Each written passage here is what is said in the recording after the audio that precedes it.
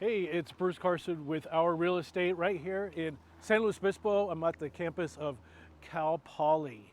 So I'm doing this video today just to reach out to people that are thinking about investing in San Luis Obispo housing. And maybe if you have a student coming up to San Luis Obispo, you may consider purchasing a home, renting it out to other students versus renting a home for your student and paying someone else's mortgage.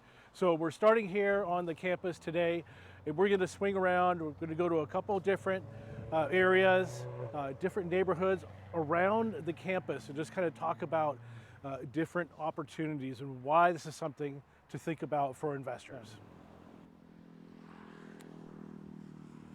So we're here on the campus, just checking out Cal Poly. It's such a beautiful school, for sure. This is our new football center, John Madden Football Center. The fields are down here. Now, when people come here to go to school, there are a lot of options for where to live. Most of the students in their first year need to stay in the dorms and they can't have a car.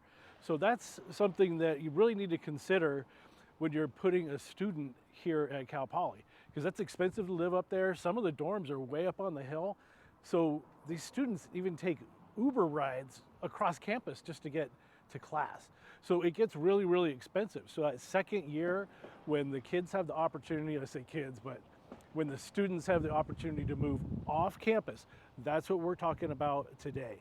Now, these students are going to go out and they're going to rent rooms. Here in Cal Poly, the people do rent full houses out, but you can also rent the houses per room.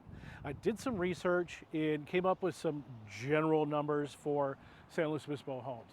So a small room here in town can rent for $900 to $1,200 a month. A bigger room, we're talking $1,200 to $1,500. Get a master bedroom or a bedroom with an ensuite bath, and you're talking $1,500 to $1,800 per room. Now, here's the beautiful thing is the demand. The school has a lot more students than we have housing. So you get to be choosy. You get to pick and choose and interview your tenants that you want. Get yourself some good grad students. Whatever you want, it's up to you. You can vet them. Also, because of the demand, your rooms are always going to be rented out year round. Even when people go away for the summer, if they go home for the summer, they're still going to pay you rent just to keep that room, to have it available when they get back to school.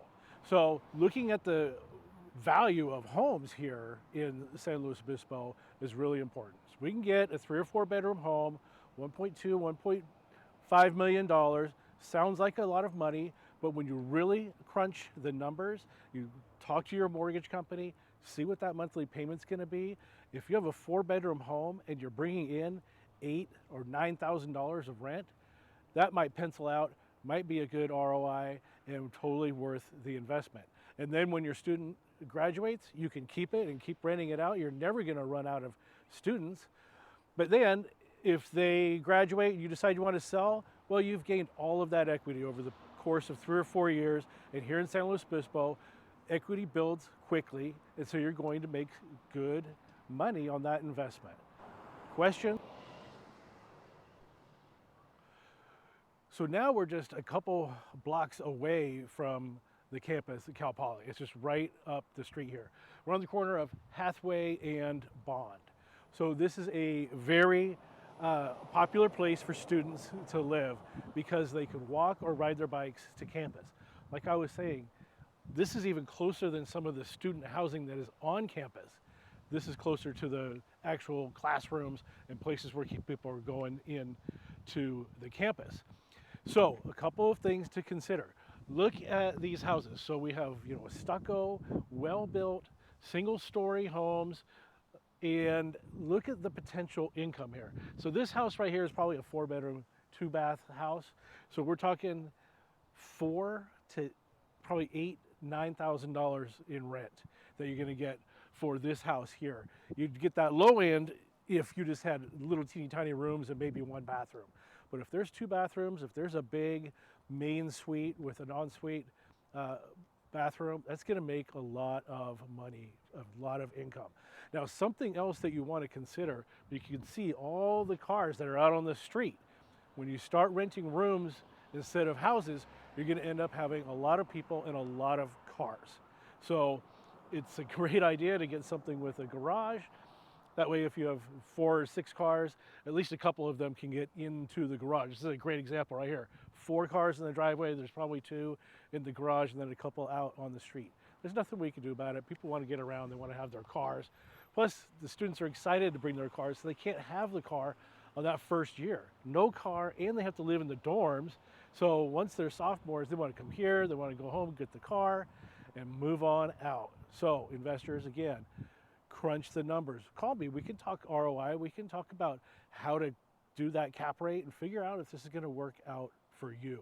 And then another thing that I always encourage people is, let's get you in touch with a local mortgage broker. The reason why I say a local mortgage broker, you can go down to Bank of America, Wells Fargo, whatever your bank is, but if you go to a local mortgage broker, one application, they're going to look at all of the products that they have in their arsenal, which is sometimes 10, 12, or 15 different products that you can have access to with one application. So you fill out that app and then you decide, well, I am going to buy that rental unit, or I'm just going to buy a second home, a vacation home. You can mix it up and have different lending opportunities. So yeah, so you have different rates, you have different down payment opportunities. So you might be able to get into a house, like with a VA loan, you might be able to pay 100% loan and have no money down. Other programs are going to have a 5% down, when a traditional conventional loan is probably going to be 20% down.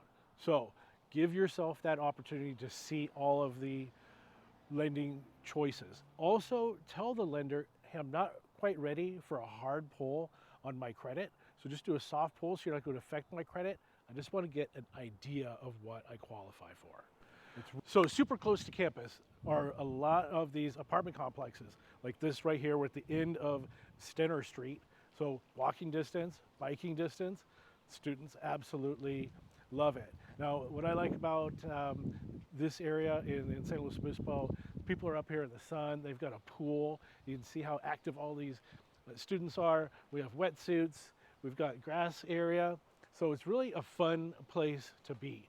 But investment-wise, 500, 600,000, probably about half the cost to purchase one of these apartments than what you're looking at for a single family residence here in San Luis. Okay, so that wraps up a lot of the opportunities that we have here at around Cal Poly in San Luis Obispo.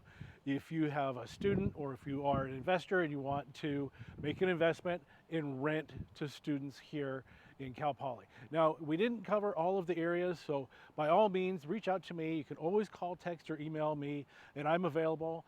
I know not just San Luis Obispo, but the county in general. I am a full-time realtor, and I was actually trained with Than Merrill from Fortune Builders in investment opportunities. So I do have that background and that knowledge where I can really help you with your cap rates, your ROI. Let's make an educated decision, crunch the numbers, and fulfill your dreams.